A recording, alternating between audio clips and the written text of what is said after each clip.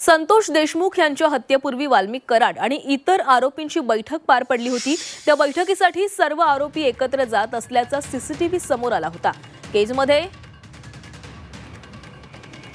केजमध्ये संतोष देशमुख यांचे बंधू धनंजय देशमुख यांनी सीआयडी अधिकाऱ्यांची भेट घेतली आहे। वाल्मिक कराड आणि अन्य आरोपींचा सीसीटीव्ही फुटेज समोर आलेला आहे। या फुटेजमधील माजी सरपंच बालाजी तांदळे याची देखील चौकशी करण्याची मागणी धनंजय देशमुख यांनी केली आहे। सीआयडीच्या बीडला जे ऑफिस आहे, जे बीडला जिथं ज्या लोकांनी माहितीसाठी वगैरे लोक तिथं येत होते, तिथं बालाजी तांदळे नावाचा एक माजी सरपंच आहे, तो तिथं पण होता।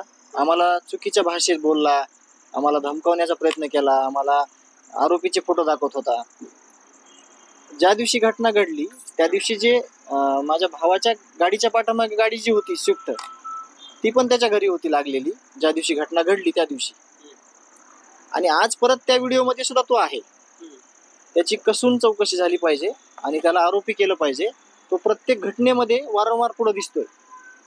माझी यंत्रणेला विनंती आहे की त्याची चौकशी करा आणि जे काय समोर येईल तपास ते आम्हाला सांगा।